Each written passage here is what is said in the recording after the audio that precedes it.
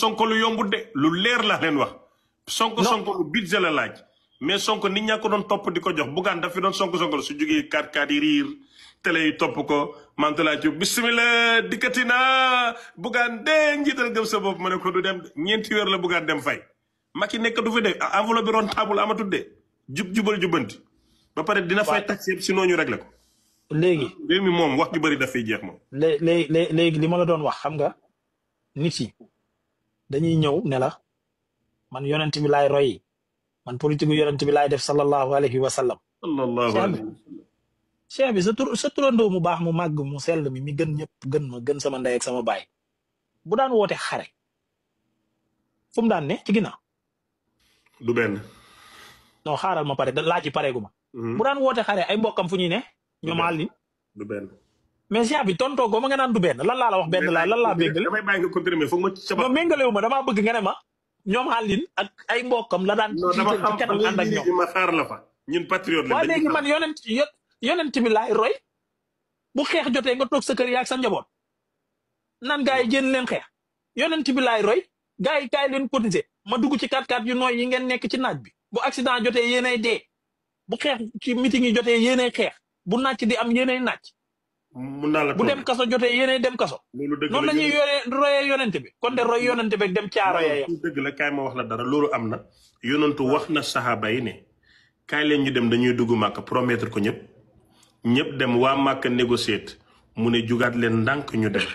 mel ni ku daw keroog saxaaba yi dafa am ñu mer problème yi rëy am fa léegi sonko nag yonentu bi lay roy ci négociation protocole international ba mu defoon ak waa màkk dafa tourné waat dem Seydina Omar ñëw ba ci kanam yonentu na ko yaa ñu waxoon di nga dugg màkk mu ne joxuma leen dal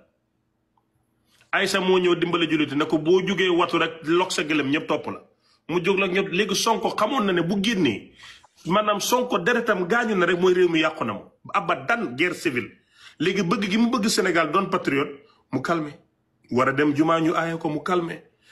googu moo ko indi à présidentielle parce que sonko bopp la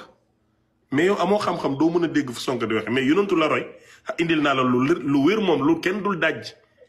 waaw fatu makkata lii moom xam-xam bu wér la moom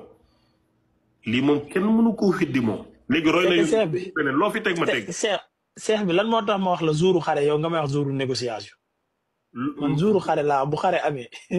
amee yonente bi fu mu daan ne sallallahu alayhi wa sallam nga may wax jouru négociation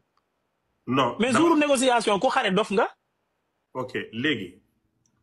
bisu xare fi yonentu daan ne mooy centre d'action mosoo dégg kuñ ne yonentoo ko jam ci xare dafa am rôle bi mu daan joué Hamza taxaw téye jaasi Aliou taxaw Omar taxaw moom mu am rôle bu mission mooy di coordonner xare bi